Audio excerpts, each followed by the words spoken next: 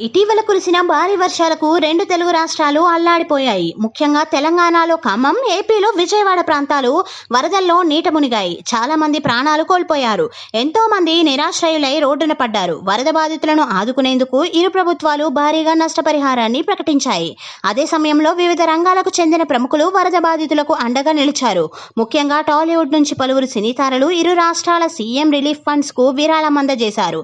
తాజాగా జబర్దస్త్ ఫేమ్ ప్రముఖ కమెడియన్ హైపరాది వరద బాధితులకు తన వంతు విరాళం అందించాడు. ఈ మేరకు శనివారం సెప్టెంబర్ 21వ తేదీన 3 లక్షల విరాళం చెక్ ను AP deputy CM Pawan Kalyan కు స్వయంగా అందజేశాడు హైపరాది.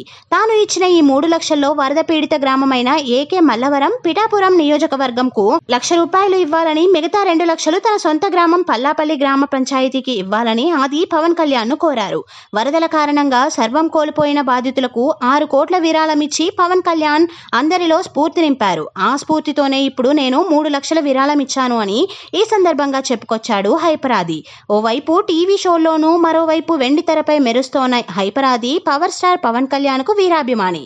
ఈ కారణంతోనే 2024 ఏపీ అసెంబ్లీ ఎన్నికల్లో జనసేన తరఫున విస్తృత ప్రచారం నిర్వహించాడు ఈ స్టార్ కమెడియన్. కేవలం పిఠాపురంలో మాత్రమే కాకుండా జనసేన అభ్యర్థులు పోటీ చేసిన పలు చోట్ల ఎలక్షన్ క్యాంపెయిన్ నిర్వహించాడు. ఈ కారణంగానే ఆ మధ్యన జనసేన తరఫున ఆదికి ఎమ్మెల్సీ పదవి ఇస్తారని, లేకపోతే ఏదో ఒక కార్పొరేషన్ చైర్మన్ పదవి బాధ్యతలు ఇస్తారని పెద్ద ఎత్తున ప్రచారం జరిగింది. అయితే హైపరాది వీటిని ఖండించాడు.